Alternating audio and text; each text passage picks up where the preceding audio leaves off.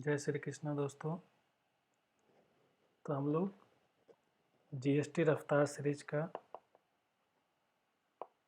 First video upload कर दिया पिछली क्लास में टाइम ऑफ सप्लाई का, जिसमें हम लोगों ने प्रॉपर टाइम ऑफ सप्लाई का कंसेप्ट भी डिस्कस करा, क्वेश्चन भी डिस्कस करा।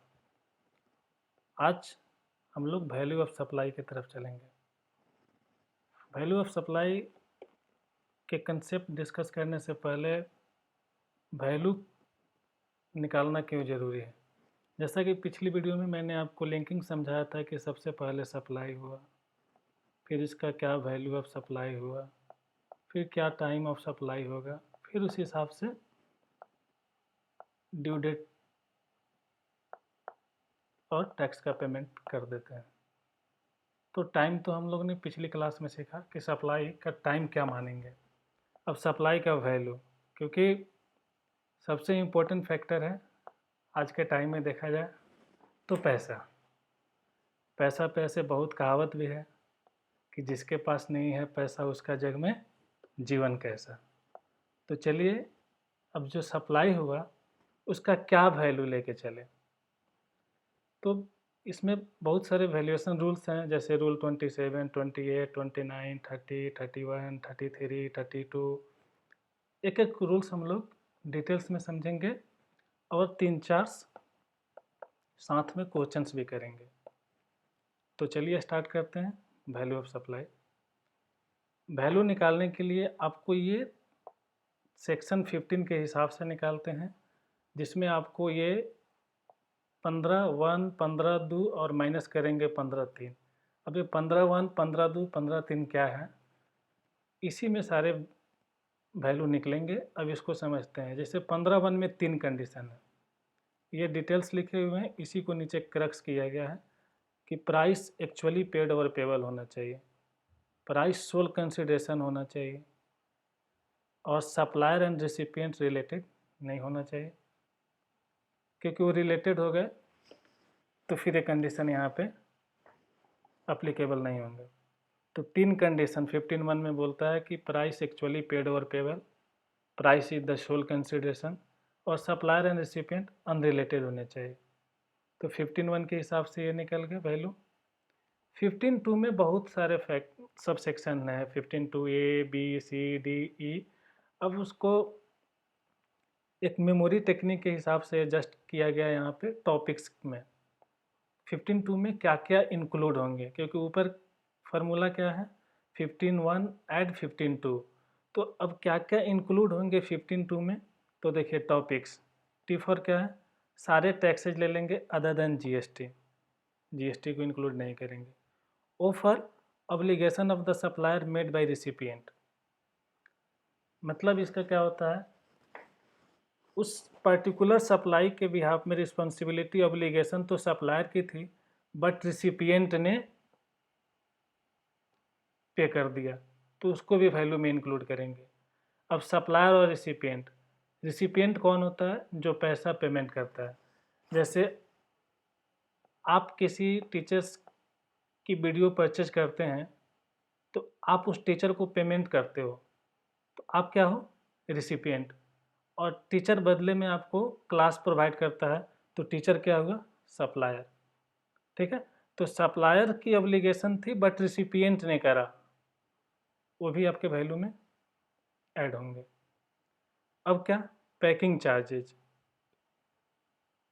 कोई आइटम आपने परचेज करा, जैसे आप पैकिंग, जनरली हम लोग पैकिंग का कंसेप्ट कहाँ समझेंगे, जैसे हम लोग बर्थडे गिफ्ट किसी को देते हैं, तो बर्थडे गिफ्ट को हम लोग पैक कराते हैं, तो उसमें गिफ्ट का तो कॉस्ट आता ही है, प्लस पैकिंग का भी कॉस्ट आ जाता है।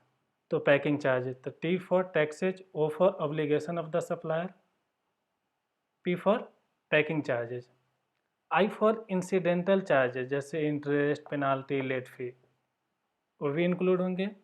इस पे एक एग्जाम्पल्स भी है और एक क्वेश्चंस भी करेंगे। C फॉर कमीशन, यहाँ पे ब्रैकेट में देखिएगा selling commission only, not buying commission. ठीक है, क्योंकि देखिए हम लोग सप्लाई का वैल्यू निकाल रहे हैं, मतलब सप्लायर जो सप्लाई किया, मतलब जो सेल करा, तो यहाँ पे सेलर को बाइंग कमीशन से क्या लेना देना है, तो हमको किस कमीशन से मतलब है? सेलिंग कमीशन से। हम लोग वैल्यू ऑफ सप्लाई निकाल रहे हैं, तो यहाँ पे कमीशन में सेलिंग कमीशन ओनली लेना है, नॉट बाइंग कमीशन। अब एस फॉर सब्सिडी। अब सब्सिडी में सिंपल यहाँ लिखा कि subsidy other than government if such subsidy link to the price. अगर आपको सब्सिडी मिलती है गवर्नमेंट के तरफ से तो इंक्लूड नहीं करेंगे।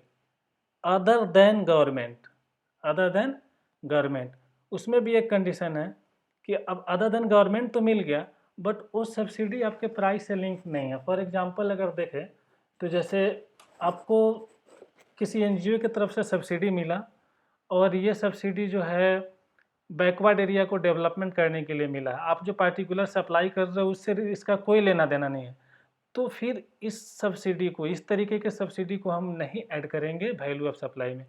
यहाँ पे क्लियर है, सब्सिडी तभी ऐड होगा जब दो चीज़ होंगे, एक तो आपको अदर देन गवर्नमेंट मिलने चाहिए, अदर देन गवर्नमेंट, दूसरा ये सब्सिडी लिंक्ड होने चाहिए आपके प्राइस से, यानी आप जो एक्टिविटी कर रहे हो आपके प्राइस से उसका लिंकिंग होना बहुत मैंडेटरी है, तभी इस सब्सिडी को लेंगे।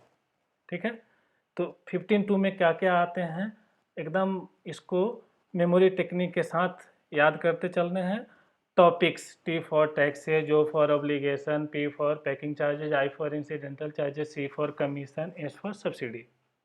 तो हम लोग 15.1 भी समझे, 15.1 में 3 कंडीशन थे, 15.2 में टॉपिक्स हैं।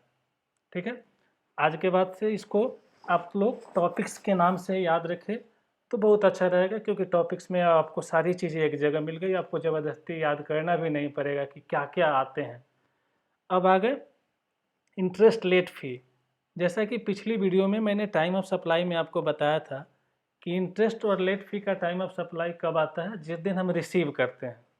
पिछली वीडियो में इसकी डिस्कशन हुई थी। तो एक एग्जाम्पल लेते हैं, सपोज आप 100 रुपया वैल्यू है और 18 रुपया इंटरेस्ट लेट फी के नाम पे मिला, 50 दिन बाद उसको रिसीव होना है, तो आज वैल्यू में तो 118 ले लेंगे, लेकिन लास्ट में जब आपको आज के डेट में टैक्स निकालना होगा तो क्या करेंगे, इसको 18 को हम एक्सक्लूड कर देंगे, क्योंकि ये 18 का टाइम ऑफ सप्लाई कब आएगा? 50वें दिन।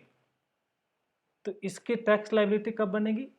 तब बनेगी जब इसकी टाइम ऑफ सप्लाई आएगी, उसके ड्यू डेट के हिसाब से बनेगी। तो हम तो वैल्यू में फ़िलहाल इसको ऐड कर लेते हैं, लेकिन जब टैक्स निकालने की बारी आती है तो इसको एक्सक्लूड कर देते हैं। ये माइनर मिस्टेक्स आपके जब टोटल 8 नंबर के क्वेश्चंस आते हैं प्रॉपर वैल्यू ऑफ सप्लाई निकालने के लिए, टैक्सेज निकालने के लिए, तो उस टाइम में इंटरेस्ट का कंसेप्ट आपके साथ गेम कर देता है एग्जाम में। आप वैल्यू में ले तो लेते हो, बट टैक्स निकालते टाइम एक्सक्लूड करना भूल जाते हो, जिससे हमारी सारी ऊपर की कैलकुलेशन सही होते हुए भी नीचे टैक्स लायबिलिटी गलत निकल जाती है। तो यहाँ पे आपको अलर्ट रहना पड़ेगा। ठीक है, इसलिए मैंने प्रॉपर एग्जांपल भी दिया, और मैं अपने टेलीग्राम चैनल पे इस वीडियो के डिस्क्रिप्शन बॉक्स में है, जीएसटी के 2-4 MCQ डलते रहते हैं प्रॉपर, मतलब चैप्टर वाइज। तो आप लोग अगर टेलीग्राम पे नहीं हो तो प्लीज़ वहाँ डिस्क्रिप्शन बॉक्स से लिंक से जाके ज्वाइन कर लो। अब चलिए 15.1 हुआ, 15.2 हुआ, अब 15.3 एक्सक्लूड्स, कहता है कि इसको वैल्यू में नहीं लेंगे। इसमें डिस्काउंट की बात करता है। किसकी बात करता है? डिस्काउंट की बात करता है। और डिस्काउंट से तो फिर हम इंडियन कुछ ज़्यादा ही परिचित हैं, खास करके लेडी लोग। किसी भी चीज़ में डिस्काउंट चाहिए, इवन धनिया भी खरीदना हो तो डिस्काउंट चाहिए। अब डिस्काउंट का क्या कंसेप्ट है इस चैप्टर में? बोला कि सप्लाई से पहले या at the time of supply discount दे रहे हैं तो इसको एक्सक्लूड कर देंगे। वो टर्म्स ऑफ एग्रीमेंट में बना हुआ है। टाइम ऑफ सप्लाई मतलब eight the time of supply या उससे पहले डिस्काउंट्स दे रहे हैं तो एक्सक्लूड करना है। पोस्ट सप्लाई डिस्काउंट भी आप लेस कर सकते हैं अगर दो कंडीशन सेटिस्फाई हुए। कितने? दो कंडीशन अगर सेटिस्फाई हुए। पहला, if such discount is established in terms of agreement entered into at or before the time of supply. मतलब आपने पोस्ट सप्लाई से रिलेटेड आप पहले ही टर्म्स ऑफ एग्रीमेंट में डिस्कशन कर रखा था टाइम ऑफ सप्लाई से पहले या at the time of supply. जैसे क्या होता है ना कि हम रेडीमेड गारमेंट्स बेचते हैं और सियाराम का बेचते हैं, ठीक है। अब सियाराम कंपनी वाले ने एग्रीमेंट कर रखा था कि अगर नेक्स्ट 4 मंथ में आप 1 करोड़ का साड़ी सेल कर देते हैं, 1 करोड़ का क्लॉथ सेल कर देते हैं, 1 करोड़ का सूट सेल कर देते हैं, मतलब 1 करोड़ का, तो मैं आपको 20% का डिस्काउंट दूंगा। तो ये क्या हुआ, ये डिस्काउंट अभी नहीं मिल रहा है, ये आफ्टर 4 मंथ मुझे डिस्काउंट मिलेंगे जब हम 1 करोड़ का सेल कर देंगे। तो ये पोस्ट सप्लाई डिस्काउंट का पहला कंडीशन यही था कि डिस्काउंट तो हम अभी नहीं दे रहे हैं, बट आफ्टर 4 मंथ अगर आप 1 करोड़ का क्लॉथ सेल कर देते हैं तो मैं आपको एडिशनल 20% का डिस्काउंट दूंगा। तो वही बोला कि if such discount is established in terms of agreement entered into at or before the time of such supply, और जितना आपको डिस्काउंट मिला उस प्रोपर्शन में आपको उसका आईटीसी भी रिवर्स करना होगा, इनपुट टैक्स क्रेडिट, जो कि हम लोग आईटीसी के चैप्टर में भी जब डिटेल्स 10 क्वेश्चंस करने वाले हैं, टॉप 10 इंपॉर्टेंट क्वेश्चंस, जिसमें आपके सारे कंसेप्ट आईटीसी के क्लियर होंगे, तो वहाँ भी आईटीसी के कंसेप्ट को ज़्यादा समझेंगे। तो यहाँ पे पोस्ट सप्लाई डिस्काउंट तभी लेस करने देंगे जब आप 2 कंडीशन सेटिस्फाई करेंगे। पहला तो आप लोग समझे सियाराम का गारमेंट्स कैसे 4 महीने में 1 करोड़ का सेल करना है, तो अगर 1 करोड़ के सेल हो गए तो आफ्टर 4 मंथ्स आपको 20% के डिस्काउंट मिलेंगे, और जितने के डिस्काउंट मिलेंगे उस प्रोपर्शन में आपको उसका डिस्काउंट मतलब आईटीसी रिवर्स कर देना होगा। सॉरी, जितने डिस्काउंट मिले उस प्रोपर्शन में आपको आईटीसी रिवर्स करने होंगे। तो ये हुए आपके ट्रांजैक्शंस वैल्यू, जो 15(1) प्लस 15(2) माइनस 15(3). 15(1) में 3 कंडीशन, 15(2) में टॉपिक्स, 15(3) में discount, before discount, post supply discount. तो ये ट्रांजैक्शंस वैल्यू हुआ। अब हम लोग चलते हैं वैल्यूएशन रूल के तरफ। रूल स्टार्ट करने से पहले आपको 2 ओपन मार्केट वैल्यू और value of like kind and quality समझना बहुत जरूरी है। ओपन मार्केट वैल्यू क्या होता है?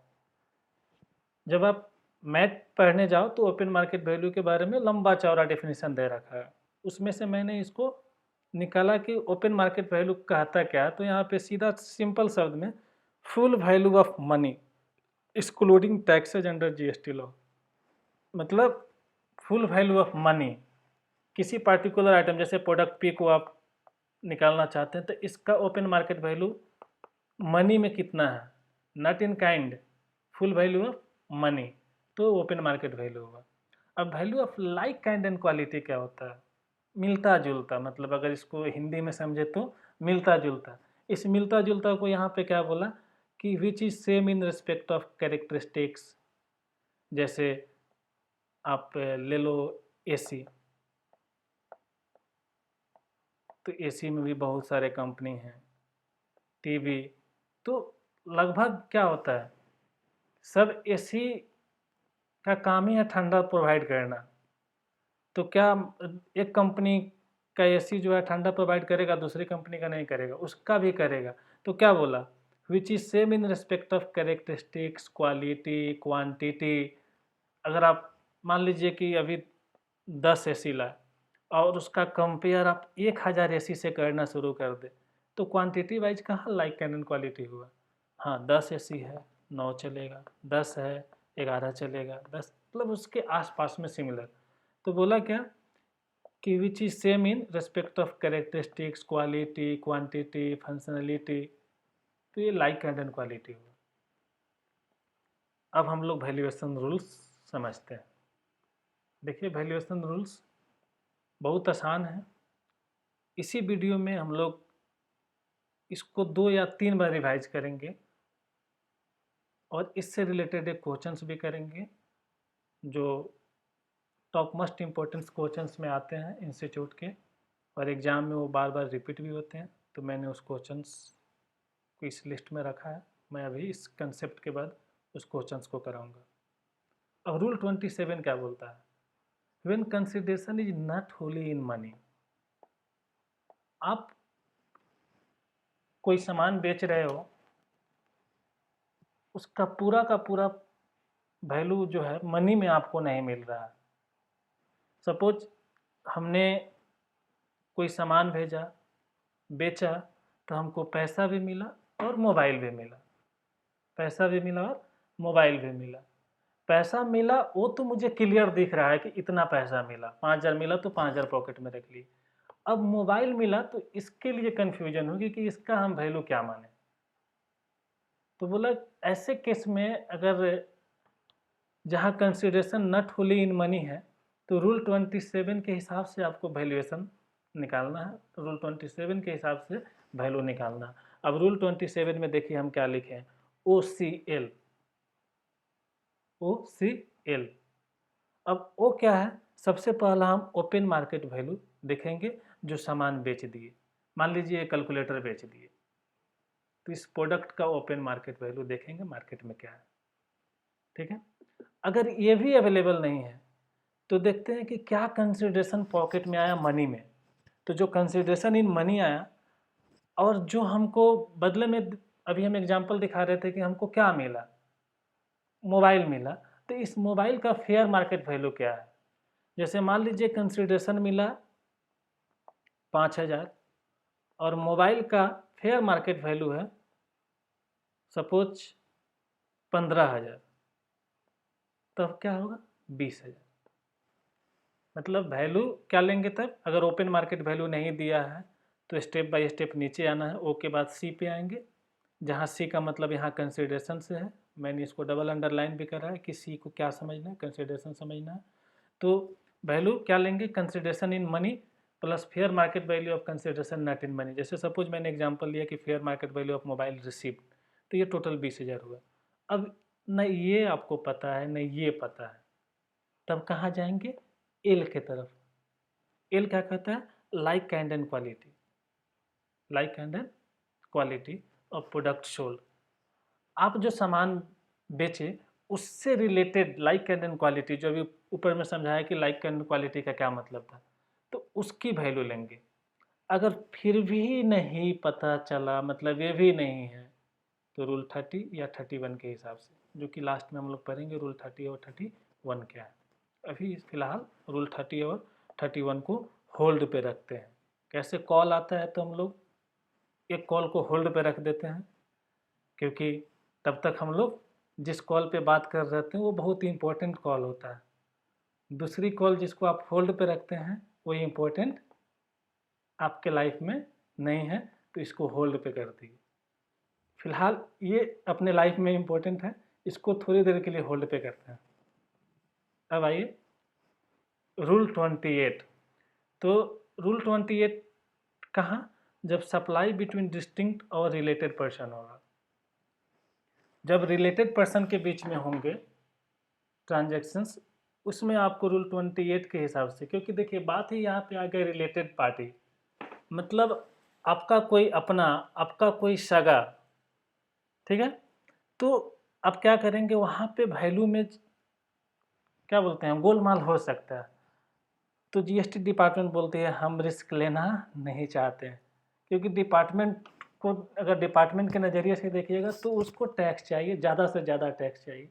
तो वो आपके गोलमाल में फंसने वाला नहीं है। बोला रिलेटेड पार्टी, आपका अपना कोई सगा है, वो आपका सगा है। डिपार्टमेंट बोलती है नहीं, हम वो नहीं है, ऐसा कोई सगा नहीं जिसे मैंने ठगा नहीं। तो ये रूल 28 ये डिपार्टमेंट्स का है। तो रूल 28 में बोला कि अगर रिलेटेड पार्टी के बीच में होंगे तो रूल 28 के हिसाब से। और हम ना यहाँ पे स्टार्टिंग में ही नोट्स डाला है कि कभी कभी ना हम लोग एजेंट वर्ड से फंसते हैं, क्योंकि जस्ट हम लोग आगे पढ़ने वाले हैं कि प्रिंसिपल और एजेंट के बीच में, प्रिंसिपल और एजेंट के बीच में अगर कोई ट्रांजेक्शन्स होगा तो रूल 29 के हिसाब से करेंगे। देखिए एजेंट है, लेकिन ये एजेंट, नॉर्मल एजेंट, ये क्या लिखा हुआ है? Sole agent. ये नॉर्मल एजेंट नहीं है, सोल मतलब हम लोग बोलते हैं ना, यू आर माई सोल, मतलब तुम ही हो जो हो। तो ये सोल एजेंट मतलब किसी एक का एजेंट, किसी एक का खास, ठीक है। तो ये सोल एजेंट, एजेंट टाइप नहीं ट्रीट करना है। ये सोल एजेंट क्या है? Related person. You are my soul मतलब किसी एक का एजेंट। तो ये नॉर्मल एजेंट नहीं हुए।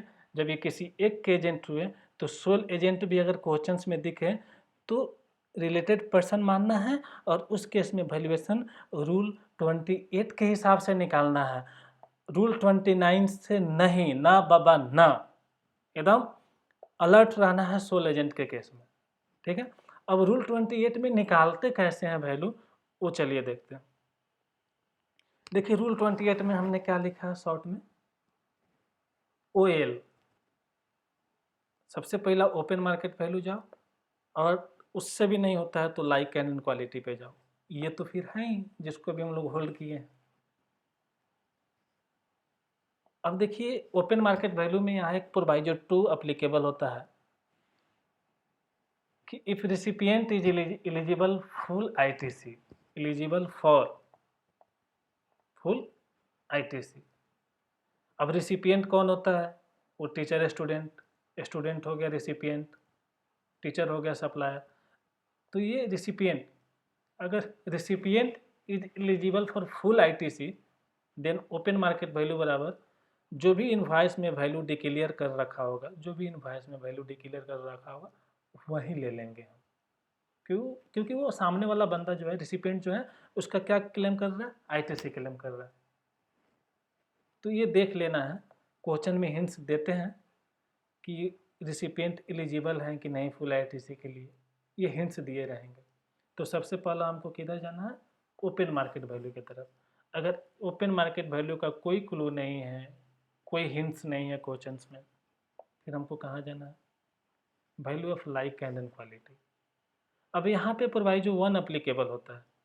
यहाँ पे बोला कि if further supply of goods is as such by the recipient, मतलब हमने क्या किया, इस गुड्स को रिसीव करा और एज ए रिसिपिएंट इसको हम सेम आगे सप्लाई कर दे रहे हैं। मतलब if further supply of goods as such by recipient at the option of the supplier, तब वहाँ सप्लायर को ऑप्शन हो जाएगा कि आप वैल्यू ले सकते हैं 90% of the price charge by like and quality by recipient. मतलब जो रिसिपिएंट जिस वैल्यू पे इसको फर्दर सप्लाई करा, सप्लायर को बोला कि आप उसका 90% ले सकते हैं, आप उसका 90% ले सकते हैं। तो ये रूल 28 के हिसाब से है। और open market value like and quality से भी नहीं हुआ तो फिर रूल 30 और 31, फिर भी इसको भी हम लोग कुछ टाइम के लिए क्या करते हैं? होल्ड करते हैं। अब हम लोग रूल 29 की तरफ जा रहे हैं। जस्ट अभी थोड़ी देर पहले आपको बताया कि रूल 29 कहाँ अप्लीकेबल होते हैं? प्रिंसिपल और एजेंट, ठीक है। अब प्रिंसिपल और एजेंट के बारे में डिटेल्स डिस्कशन हम लोग जब सप्लाई की वीडियो लेकर आएंगे तब उस समय क्लियर करेंगे कि प्रिंसिपल और एजेंट का डिटेल्स आपको सप्लाई वाले वीडियो में मिलेंगे, ठीक है। अब चलिए फिलहाल हम लोग अभी रूल 29 के हिसाब से वैल्यूएशन कैसे निकालते हैं। तो देखिएगा यहाँ पे क्या लिखे, ओ और 90%, ओ मतलब ओपन मार्केट वैल्यू और 90% यहाँ, और यहाँ नीचे मतलब लोअर, दोनों में जो लोअर होगा वहीं वैल्यू लेंगे। ओपन मार्केट वैल्यू और 90% of the price of like and quality by the recipient where such goods are intended for further supply whichever is lower. अब देखिए अभी तक जो हम लोग 3 रूल पर है, रूल 27, रूल 27 क्या था? जहाँ पे consideration not Holi in money था। रूल 28 का था जहाँ पे रिलेटेड पार्टी थे, अपना कोई सगा था, मतलब रिलेटेड पार्टी, जिसमें हम आपको बताए थे कि sole agent, you are my soul, sole agent भी रिलेटेड पर्सन ही है। तो रूल 28 कहाँ अप्लीकेबल करते हैं? जहाँ पे रिलेटेड पार्टी आते हैं, डिस्टिंक्ट पर्सन आते हैं, सोल एजेंट आते हैं, उस केस में। अब रूल 29 कहाँ अप्लीकेबल है? जहाँ प्रिंसिपल और एजेंट के बीच में ट्रांजेक्शन्स हो रहे हैं। अब इसके क्विक रिकैप, जो हम ऊपर से सिखाते आ रहे थे OCL, OAL, O90 क्या है, अब वो ऊपर में जितना हम लोग टाइम अभी तक एक्सपेंड करा उसका क्विक रिकैप देखिए यहाँ पे है। रूल 27 कहाँ अप्लीकेबल होते हैं? जहाँ consideration not Holi in money है, ओपन मार्केट वैल्यू लो, नहीं है तो सी पे आओ, ठीक है, नहीं है तो फिर लाइक एंड क्वालिटी पे आओ, फिर यहाँ पे ओ पे आओ, फिर एल पे आओ, फिर ओ पे आओ, फिर 90% पे आओ। और रूल 28 कहाँ लगते हैं? रिलेटेड पर्सन, डिस्टिंक्ट पर्सन, यहाँ भी लिख दिया हम, देखिए sole agent is related person, ये प्रिंसिपल एजेंट के बीच में लगते हैं। अब हम चाहे तो यहाँ पे सबके फुल नेम लिख सकते थे, open market value, like and quality. Shorts इसलिए लिखा कि ताकि आप भी इस चीज़ को ऐसे ही लिख के याद करें और अपने दिमाग पे मतलब क्या होता है प्रेशर क्रिएट करिए कि ओ का मतलब क्या था, अच्छा ओपन मार्केट वैल्यू, एल का मतलब क्या था, लाइक एंड क्वालिटी।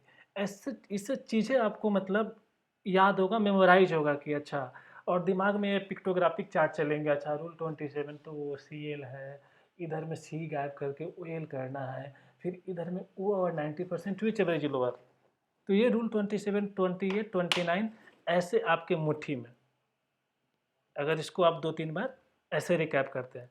अब चलिए, जब हम लोग इतना टाइम दिए रूल 27, 28, 29 को, तो क्यों ना इस पे एक क्वेश्चंस कर लेते हैं कि आखिर इसके क्वेश्चंस में क्या एप्लीकेबिलिटी है और इंस्टीट्यूट कैसे क्वेश्चंस एग्जाम में पूछते हैं, ठीक है।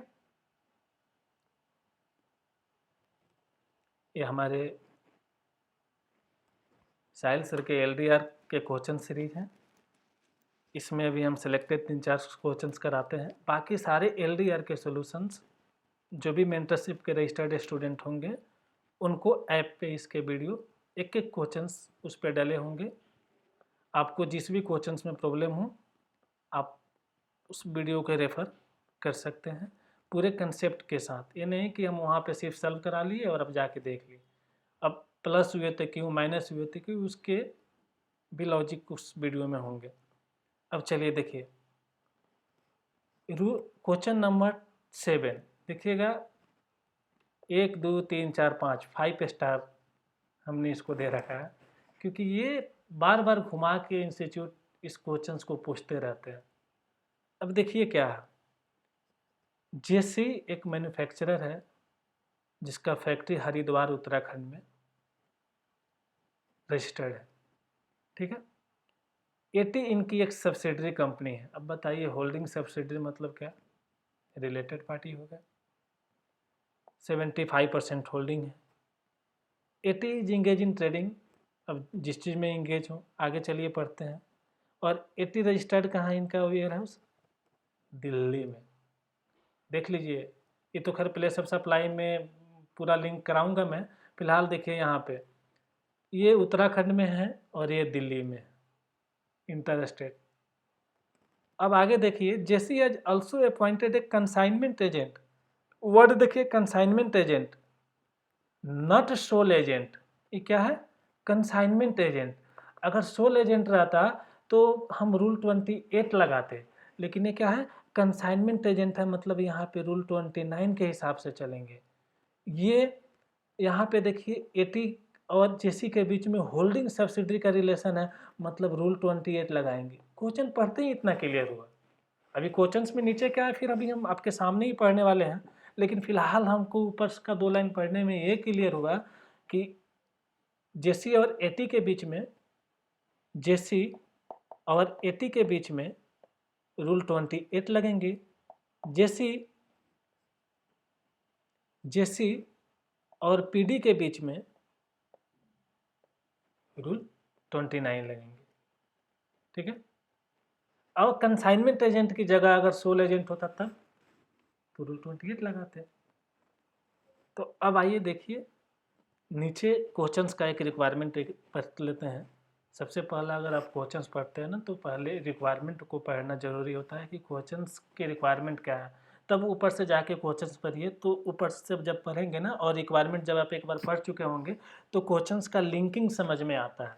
तो पहले देखिए हम रिक्वायरमेंट पढ़ें, कि you are required to determine the taxable value, और यहाँ पे देखिएगा मस्ट बेनिफिशियल लिखा हुआ है। You are required to determine the taxable value must beneficial and GST liability, और सेपरेटली बताना है GST, C GST, S GST of JC Haridwar. मतलब आपको टैक्सेबल वैल्यू बताना है और सप्लायर के पॉइंट ऑफ व्यू से उसको मस्ट बेनिफिशियल बताइएगा। मस्ट बेनिफिशियल सप्लायर के पॉइंट ऑफ व्यू से क्या होगा भाई, क्या होगा, जहाँ पे सप्लायर को कम से कम टैक्स लगे। अगर हम आपसे पूछे कि हम आपको ऑप्शन देते हैं 5 लाख ले लो या 4 लाख ले लो, जो मन वो वैल्यू ले लो, 12% तुमको टैक्स देना होगा, तो क्या पसंद करोगे भाई, 4 लाख? क्या पसंद करोगे, 4 लाख, क्योंकि 4 लाख का 12% निकालेंगे तो कम टैक्स आएगा, 5 लाख का 12% निकालेंगे तो ज़्यादा टैक्स आएगा। ठीक है, तो यहाँ पे यही इसलिए मस्ट बेनिफिशियल लिखा हुआ है कि आपको वैल्यू लेना है, वो वाला वैल्यू लेना है जिसपे सप्लायर की टैक्स लायबिलिटी कम से कम आ रही हो। ठीक है, अब यहाँ पे देखिए हम क्वेश्चंस को यहाँ पे डायग्राम में बना के रखे थे कि जेसी है, एटी रिलेटेड हुआ जो कि दिल्ली में है, ये अपने उत्तराखंड में है, यानी इस दोनों के बीच में आईजीएसटी लगेगा। अब पीडी जो एजेंट है चेन्नई में है, मतलब यहाँ भी आईजीएसटी लगेगा, और ये एजेंट है तो रूल 29 लगेगा, और ये रिलेटेड पार्टी है तो रूल 28 लगेगा। अब क्वेश्चंस पढ़ते हैं ऊपर से और क्वेश्चंस में ही सॉल्व करते हैं क्या है। अब देखिएगा, जैसे सप्लाई किया पीडी को, पहले तो दिमाग में ये आना चाहिए कि पीडी कौन था, एजेंट था। और वहाँ पे हम लोग क्या पढ़े थे एजेंट के केस में, कंसेप्ट वीडियो अभी जो थोड़ी देर पहले कंसेप्ट जो जिक्र किए, ओ और 90%, ओ और 90% विच एवर इज लोअर। तो यहाँ अब इधर वाले वैल्यू, मतलब इस सवाल में जो इधर जो वैल्यू दिया है ना, इस पर अभी आपको ज़्यादा फोकस्ड नहीं होना है, खास करके जहाँ जहाँ रूल 28 अप्लाई होंगे और रूल 29, क्योंकि यहाँ पे गोलमाल के चांसेस ज़्यादा है। तो अब यहाँ नीचे देखिए साइड में ओपन मार्केट वैल्यू कितना है, 55 लाख। ठीक है,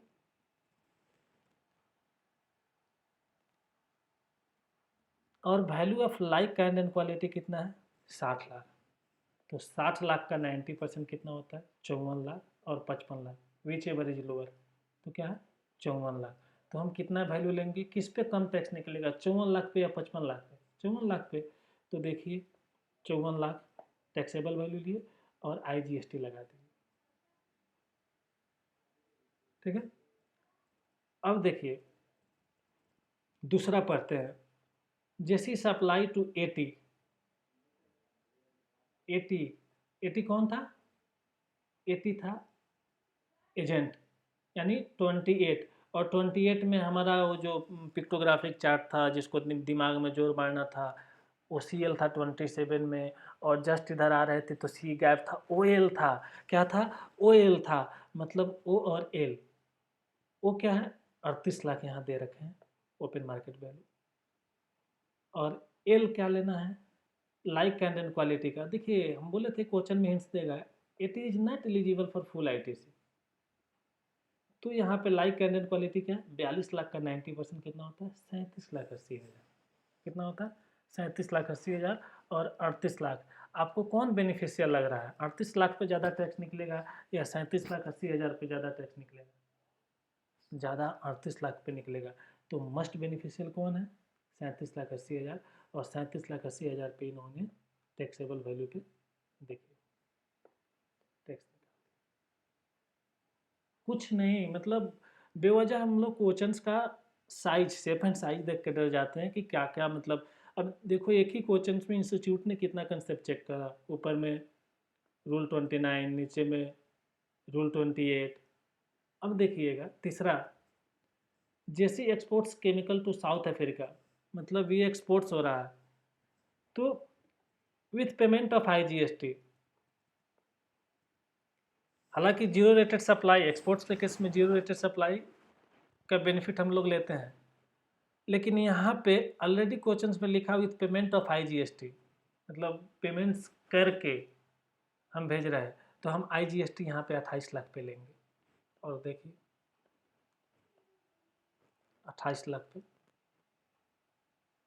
ठीक है, अब आइए देखिए,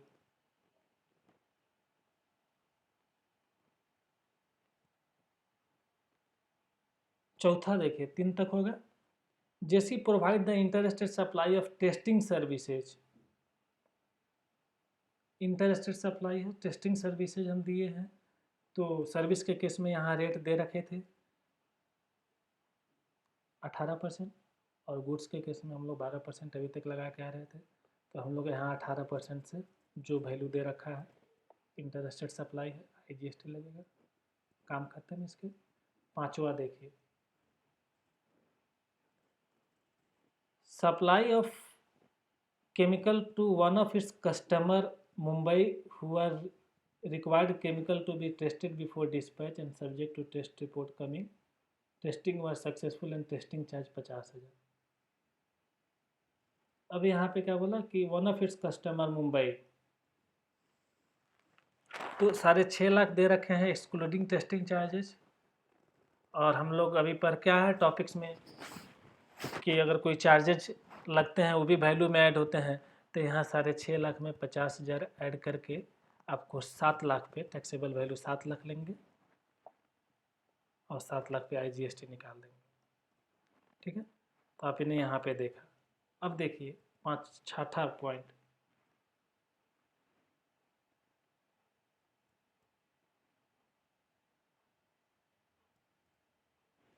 supply of chemical at subsidized rate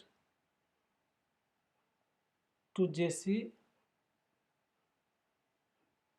of JC to an unrelated charitable association. देखिए यहाँ पे ऊपर में देखिए क्या कंसेप्ट था, सब्सिडाइज रेट पे दे रहा है, सब्सिडी उसको दे रहे हैं।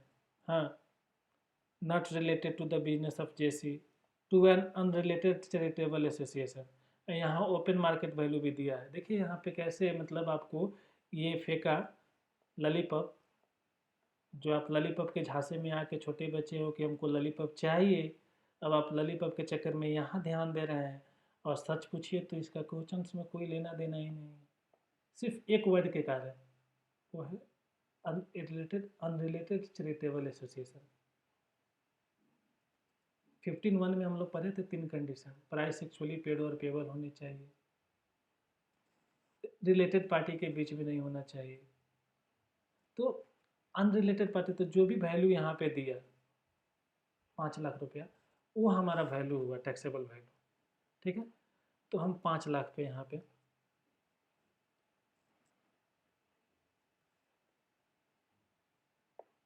निकाल दिए। और यहाँ पे देखिएगा CGST SGST निकाले हैं, क्योंकि ये भी उत्तराखंड में है और सप्लायर भी उत्तराखंड में है।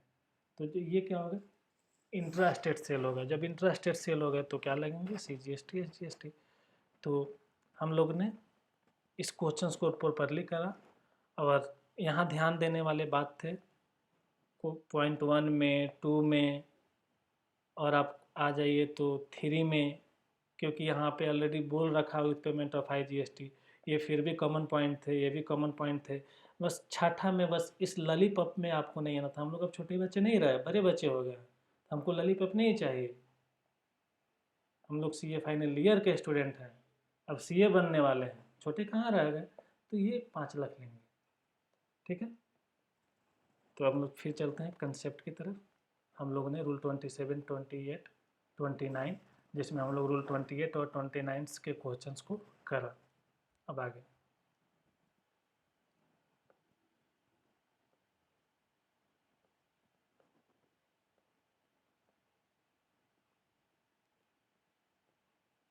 अब हम लोग जो होल्ड किए थे, बोले कि यू आर नॉट माई सोना, अभी हम अपने सोना के साथ बिजी हैं, तुम्हारी कॉल को होल्ड करते हैं।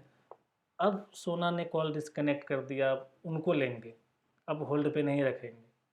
अब देखिए रूल 30 और 31।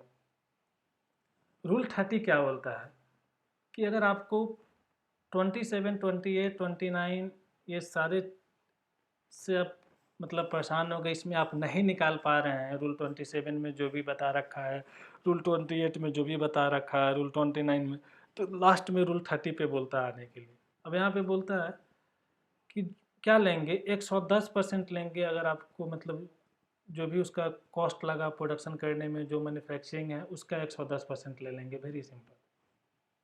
अगर आपको गुड्स बनाने में 3 लाख लगा तो इसका 110%, 3,30,000 ले लेंगे। 3 लाख का 110%, 3,30,000 ले लेंगे। अब बोला कि नहीं, ये भी आपको नहीं दे रखा है, कॉस्ट ऑफ प्रोडक्शन सब कुछ पता नहीं चल रहा है। तो अंत में बोला कि भैया, हम लोग ये बोलते हैं कि apply your common sense, apply your common sense. तो रूल भी बोला कि भैया जो भी रीजनेबल बनता है, जो भी रीजनेबल वैल्यू बनता है, considering the section 15 and their rules, जो भी रीजनेबल प्राइस बनेंगे, जो भी रीजनेबल होंगे, वो आप ले लो वैल्यू।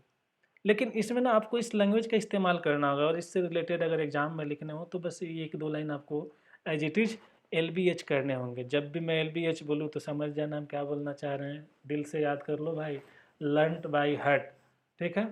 तो ये लैंग्वेज वहाँ रहने जरूरी है, ठीक है। तो हम लोग ने रूल 27, 28, 29, 30, 31 फिनिश। एक क्वेश्चंस भी हम लोग ने करा, दमदार वाला क्वेश्चंस, ठीक है। आप उस क्वेश्चंस को एक बार फिर से देख लेना और एक बार खुद से कर लेना, वो क्वेश्चंस आपके हमेशा हो जाएंगे, ठीक है। Buying and selling of second hand goods, जिसको हम लोग मार्जिन स्कीम के नाम से भी जानते हैं, इससे रिलेटेड MCQ भी है इंस्टीट्यूट के, और बहुत अच्छे वाले MCQ हैं, एग्ज़ाम में रिपीट होते रहते हैं। तो इस कंसेप्ट को करने के बाद मैं वो MCQ टेलीग्राम चैनल पर डालूंगा, आप लोग वहाँ जाके इसको लगाना, सॉल्व करना, ठीक है। तो फिलहाल इसको समझते हैं मार्जिन स्कीम बोलता क्या है। Buying and selling of second hand goods. अब मान लीजिए मेरा मोबाइल सेकेंड हैंड है, अब इसको खरीद के फिर बेच देना है, वैसे केस में हम क्या लें इसका value.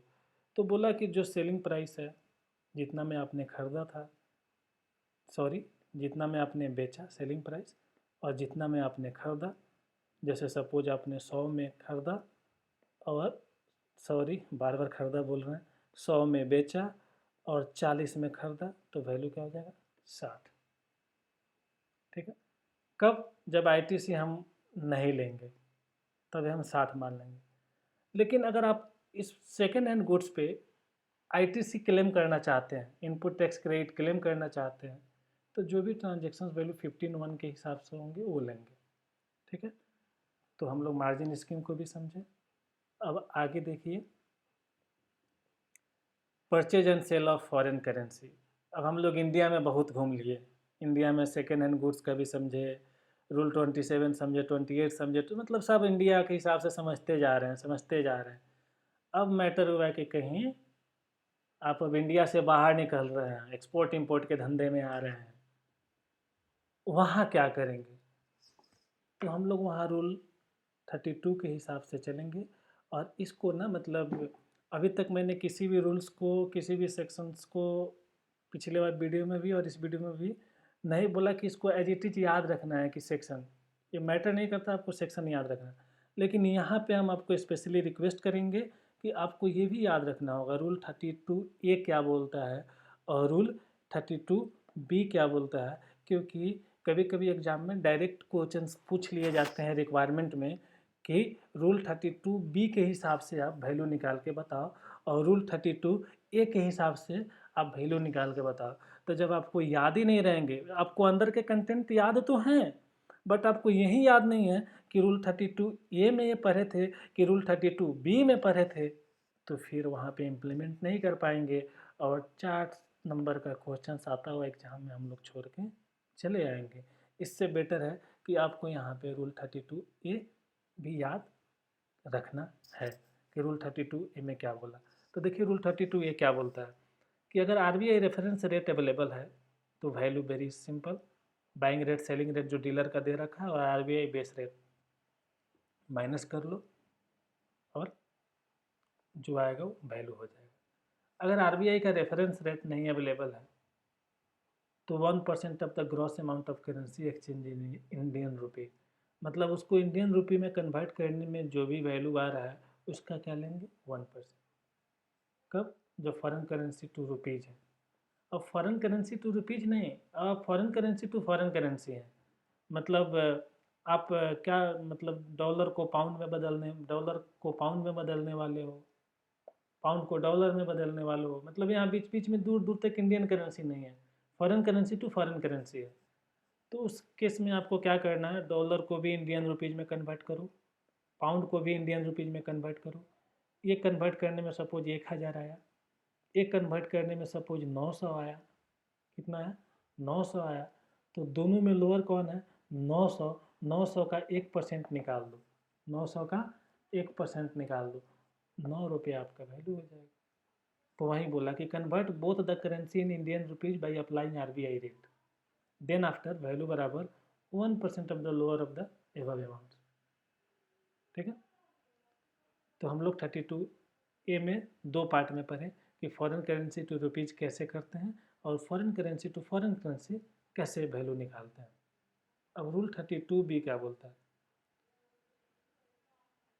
Up to ₹1,00,000 1% of the gross amount of currency exchange. अगर मान लो 1,00,000 ही है तो 1,00,000 का 1% कितना आएगा 1,000, और 250 विच एवर इज हायर, कितना हायर है 1,000।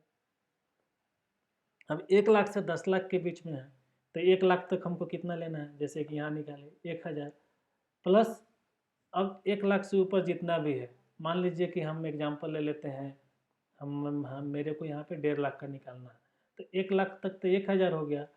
अब 1,50,000 माइनस 1,00,000 मतलब 50,000 का 0.5%, 50,000 का 0.5%, 250, मतलब ये कितना आ जाएगा 1,50,000 का कितना आ जाएगा 1,250। कैसे आया 1,250, 1,000 ये ले लिए और जो 50,000 बचा 1,50,000 माइनस 1,00,000, 50,000 का 0.5% कितना आता है 250, तो 1,000 प्लस 250 कितना होगा 1,250। ठीक है, अगर अब 10,00,000 से ऊपर है तब क्या करेंगे, तो सपोज करिए 1,00,000 से 10,00,000 ही कितना कवर अप कर लिया 9,00,000, 9,00,000 का 0.5% निकालिए, 9,00,000 का पॉइंट तो 4,500 आता है, तो 1,000 प्लस 4,500, 1,000 प्लस 4,500 कितना होता है 5,500, मतलब 5,500 तो लेते आएंगे, वो पीछे से लेके आना है। मतलब ये रूल्स बने हैं, उसके भी हम आपको लॉजिक बता रहे हैं कि यहाँ 5,500 क्यों है, यहाँ 1,000 ने क्यों लिए, तो 5,500 तो पीछे से लेके आया 9,00,000 तक का। अब 10,00,000 से ऊपर जो भी है उसका 0.1% लेंगे, जो डिफरेंस अमाउंट है, या 60,000 विच एवर इज लोअर। तो ध्यान रहे ऊपर में हायर था, नीचे में lower, higher lower higher lower higher lower higher लोअर, ऐसे 3-4 बार रिपीट करेंगे। जब भी इस कंसेप्ट को पढ़ें, जब भी इस कंसेप्ट को रिवाइज करें, यहाँ एक बार राइम्स गाना है, जैसे बचपन में हम लोग राइम्स गाते थे, तितली उड़ी बस पे चढ़ी सीट न मिली, वैसे ही higher lower higher lower higher lower, मतलब ऊपर में हायर लेना है नीचे में लोअर लेना है। ठीक है, तो हम लोग इसको भी ख़त्म किए, purchase and sale of foreign currency. अब आइए, अब आप एयर ट्रेवल एजेंट हो, डोमेस्टिक बुकिंग भी करते हो इंडिया में, दिल्ली से मुजफ्फरपुर, मुजफ्फरपुर से दिल्ली, दिल्ली से पटना, पटना से मोतिहारी, मतलब डोमेस्टिक बुकिंग कर रहे हो, तो वैसे केस में 5% ऑफ बेसिक फेयर्स लेना है। क्या लेंगे 5% ऑफ बेसिक फेयर्स। आप इंटरनेशनल बुकिंग कर रहे हो 10% ऑफ बेसिक फेयर ले लेंगे। ठीक है, 5 10 5 10 5 10, डोमेस्टिक इंटरनेशनल डोमेस्टिक इंटरनेशनल। ठीक है, मतलब ऐसे रिपीट होंगे तो कंसेप्ट जितना रिपीट होंगे उतना आपके होंगे। ठीक है, अब आइए, अब हम लोग लाइफ इंश्योरेंस बिजनेस सेक्टर का वैल्यू निकालना सीखेंगे, कैसे निकालेंगे उसके value. Policy with dual benefit of risk coverage and investment, मतलब डुअल बेनिफिट है, रिस्क कवर भी है इन्वेस्टमेंट है, और एट द टाइम ऑफ जिस समय आप पॉलिसी कर रहे हैं, पॉलिसी होल्डर को ये नहीं बताया गया, इंटीमेट नहीं किया गया एलोकेशन कि इन्वेस्टमेंट के लिए कितना है, रिस्क कवरेज के लिए कितना है, तो जो भी प्रीमियम चार्ज होंगे, gross premium charge less amount allocated for investment and saving if such allocation is intimated to the policy holder. अभी सॉरी हम नट इंटीमेशन वर्ड बोले थे। अगर आप ड्यूअल बेनिफिट्स ले रहे हैं, रिस्क कवरेज और इन्वेस्टमेंट दोनों कवर है, तो जो भी ग्रॉस प्रीमियम चार्ज होंगे उसमें से इन्वेस्टमेंट के लिए जो एलोकेट होंगे, किसके लिए? इन्वेस्टमेंट के लिए जो एलोकेट होंगे उसको लेस कर देने हैं, और जो भी वैल्यू बचेंगे अब वो क्या होंगे? आपके टैक्सेबल वैल्यू हो जाएंगे। Gross premium charge less amount allocated for investment. ठीक है, इससे रिलेटेड एक क्वेश्चंस भी करेंगे ताकि ये समझ में आ जाए। सिंगल प्रीमियम एन्युटी पॉलिसी है, सिंगल प्रीमियम वर्ड लिखा हुआ ही है, सीधा 110% ठोक देने का। कितना? 110%। अब अदर केस है, मतलब ना ही सिंगल प्रीमियम एन्युटी पॉलिसी है, ना ही ड्यूअल बेनिफिट है, तीसरा ही केस ले लीजिए, अदर केस है, तो 25% हम लेंगे फर्स्ट ईयर में और 12.5% लेंगे हम सब्सिक्वेंट ईयर में। अब ऐसा पॉलिसी है जिसमें सिर्फ रिस्क कवर है, देखिए ओनली कितना बड़ा लिखे हैं, सिर्फ रिस्क कवरेज है, तो जितना भी मतलब इंटायर प्रीमियम चार्ज, जितना भी आप रिस्क कवर के लिए प्रीमियम चार्ज करेंगे वो टैक्सेबल वैल्यू हो जाएगा। एक क्वेश्चन लेते हैं।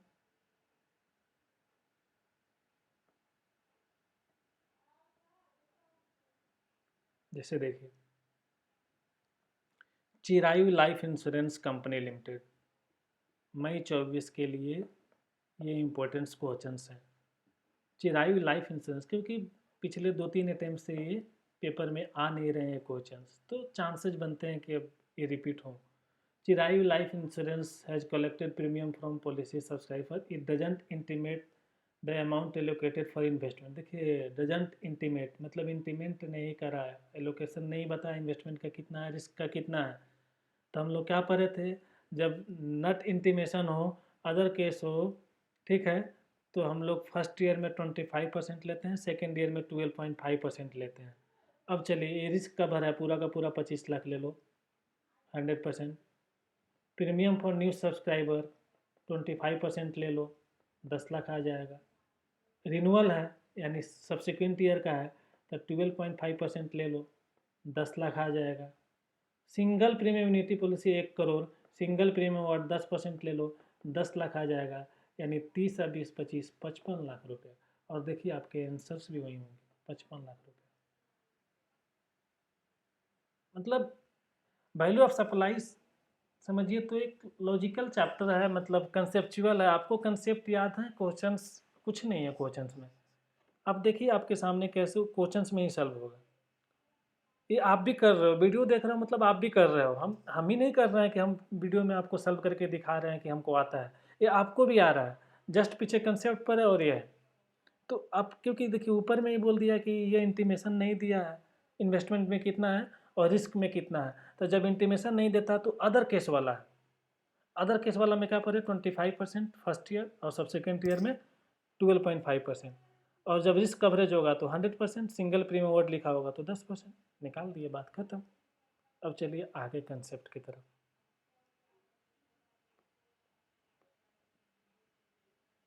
तो ऐसे ही हम लोग धीरे धीरे जितने इम्पोर्टेंट एरियाज हैं जहाँ से एग्ज़ाम में क्वेश्चंस आते हैं, ऐसे ही कंसेप्ट वीडियो जहाँ पे आप बहुत ही जल्द आपका कंसेप्ट भी रिवाइज हो जाए और लगे हाँ 2-3 क्वेश्चंस। देखिए, एक है रूल 33, ठीक है, ये प्योर एजेंट के केस में होता है। अब इस वर्ड्स को समझने के लिए सबसे पहले हम सभी आदमी कहीं ना कहीं कभी ना कभी, या कुछ लोग कर भी रहे होंगे, सीए के साथ आपकी आर्टिकलशिप, और उसमें हम लोग जनरली देखते हैं कि हमारे सीए साहब अपना बुक कीपिंग चार्ज 25,000 रुपया ले रहे हैं, प्लस 1 लाख रुपया और लिए, जो कि उस क्लाइंट का टैक्स भरना था। उस क्लाइंट का क्या भरना था? टैक्स भरना था। तो अब हमारे सीए साहब का अगर हम वैल्यू निकालें कि उनके सप्लाई का क्या वैल्यू हुआ, तो क्या 1,25,000 बोल दे क्या? आपको लगता है 1,25,000 बोलना उचित है? कहीं से भी लॉजिकल है? ये 1,00,000 रुपया क्लाइंट के हाथे लेना है और गवर्नमेंट को चढ़ावा चढ़ाना है। क्लाइंट के हाथे लेना है और गवर्नमेंट को चढ़ावा चढ़ाना है। तो आपको ये नहीं लग रहा है कि क्लाइंट हमारे सीए साहब ये बीच में हो गए? देखिए, ये हो गए सीए साहब, पैसा कमा कमा के थोड़े मोटे ताजे हो गए हैं। ये हो गए क्लाइंट, इनसे 1,25,000 चार्ज करा गया, जिसमें यहाँ पे प्रोफेशनल फ़ी है 25,000 रुपया और 1,00,000 रुपया टैक्स है। और यहाँ पे है गवर्नमेंट महोदय, अपनी भारत सरकार। अभी 1,00,000 रुपया तो इधर चले गए, तो सीए साहब के हाथ में क्या बचा? 25,000 रुपया। इनके वैल्यू में 25,000 लेंगे, क्योंकि यहाँ पे सीए साहब को देखा जाए तो एज ए प्योर एजेंट काम किए अपने क्लाइंट के बिहाफ में, अपने क्लाइंट के बिहाफ में। क्लाइंट से टैक्स लेके गवर्नमेंट को टैक्स दे दिया, जस्ट वही है प्योर एजेंट। अब प्योर एजेंट्स के क्वेश्चन करने जाओ तो क्वेश्चंस में कुछ भी नहीं है, लेकिन आपको ये वर्डिंग देने पड़ेंगे उस क्वेश्चंस को सॉल्व करने से पहले। आपको बताने होंगे ये कि प्योर एजेंट किसे कहते हैं। एक कॉन्ट्रेक्चुअल ऑब्लिगेशन होता है, उस अमाउंट को होल्ड करने का कोई इरादा नहीं होता है सीए साहब को कि तुम 1,00,000 रुपया टैक्स के नाम पे दो और हम अपने पॉकेट में रख लें। Doesn't use for his own interest, ठीक है। वो रिसीव करेंगे only the actual amount incurred to procure such goods और सर्विसेज। तो आपको बताना होगा कि ये प्योर एजेंट है। जब वो प्योर एजेंट हो जाएंगे तो यहाँ पे बोला कि वैल्यू ऑफ सप्लाई में जो भी मतलब एक्सपेंडिचर और कॉस्ट इनकर्ड होते हैं सप्लायर के द्वारा एज ए प्योर एजेंट, उसको वैल्यू ऑफ सप्लाई से एक्सक्लूड करते हैं, वैल्यू ऑफ सप्लाई में रखते ही नहीं, ठीक है। उनके लिए अब सीए साहब को अपने इनवॉइस में क्या क्या करना है, तो ये 3 एक्टिविटी इनवॉइस में सेपरेटली डिस्क्लोज कर देना होगा। उससे मतलब क्या बोलते हैं, एक मतलब ये एक आ जाइए कि यहाँ पे देखिएगा supplier act as a pure agent, ठीक है। वो थर्ड पार्टी से मतलब एक ऑथोराइजेशन लेते हैं कि हम आपसे पैसा लेके गवर्नमेंट को दे रहे हैं, उसको सेपरेटली इंडिकेट मतलब ये आपको कोडिंग्स, ये आपको लैंग्वेज जो है उसके सोल्यूशन करने से पहले डाल देने होंगे। जैसे क्वेश्चंस देखते हैं रूल 33 पे, ऊपर पहला क्वेश्चन ही हम रूल 33 का उठा रखे थे। रॉली पॉली एक है यहाँ पे, ये इंपोर्ट का काम करते हैं फ्रॉम यूएसए, इंटर्ड इनटू ये रुद्रा लॉजिस्टिक्स। रुद्रा लॉजिस्टिक्स से ये एक कॉन्ट्रैक्ट इंटर किए, जिसमें बोले कि आप हमको अपने ऑफिस अहमदाबाद गुजरात में ऑल लीगल इन्फॉर्मेलिटीज जितना भी होता है पोर्ट पे, जो भी मतलब इंपोर्ट होके जो आते हैं, वो सारे करने के बाद आप हमको मेरे ऑफिस में पहुंचा दो। अब रोली पोली अपना एजेंसी चार्ज लिए 5,00,000 रुपया। अब आपको क्या लगता है कि ये अनलोडिंग का खर्चा 50,000 यहाँ से लेकर अगर यहाँ तक अगर आप देखो तो वही टैक्स वाला खर्चा हो गया है जो सीए साहब क्लाइंट से ले रहे थे। क्या अगर खुद से क्लाइंट जाता तो पोर्ट का खर्चा देता कि नहीं, हो मशीन का देता कि नहीं, बिल ऑफ एंट्री का डॉक ड्यूज देते कि नहीं, पोर्ट चार्जेस देते कि नहीं, तो ये सारे एक्सक्लूड होंगे वैल्यू में। अनलोडिंग चार्जेज जो देते कि नहीं। अब वैल्यू में लेंगे क्या, एक एजेंसी चार्जेज 5,00,000, वो होटल में स्टे करा वो तो लेगा भाई, ट्रेवलिंग में उसको लगा वो तो लेगा, टेलीफोन में लगा वो तो लेगा। और नीचे देखिए 5,00,000, 45,000, 50,000, 2,000, 5,97,000 खत्म। बस वो आपको आंसर में ये दिखने चाहिए प्योर एजेंट किसे कहते हैं, इनवॉइस में क्या। अब देखिए क्वेश्चंस में नीचे एक पार्ट लिखा है, would your answer be different if Rudra logistic है चार्ज 13,00,000 है lump sum consideration for supply getting. वो पूरा का पूरा 13,00,000 रुपया चार्ज कर दे रहा है। तब यहाँ पे बोला कि yes answer would be different, हम कितना लेंगे, 13,00,000 लेंगे। तो हम लोग ने इसी के साथ वैल्यू ऑफ सप्लाई को भी आज कंप्लीट करा। नेक्स्ट वीडियो हम प्लेस ऑफ सप्लाई से रिलेटेड आपके बीच में लाएंगे, और प्लेस ऑफ सप्लाई में भी जितने कन्फ्यूजिंग पॉइंट्स सब हैं और जितने कॉमन पॉइंट्स हैं प्लेस ऑफ सप्लाई के, वे सारे चार्ट में हम लाएंगे और 6 से 7 क्वेश्चंस भी उसमें रहेंगे, जिससे प्लेस ऑफ सप्लाई आप जब भी रिवाइज करना हो इस वीडियो के सहारे, इस क्वेश्चंस के सहारे इजीली प्लेस ऑफ सप्लाई को आप अपनी मुट्ठी में कर सकते हैं। फिलहाल वीडियो को यहीं स्टॉप करते हैं।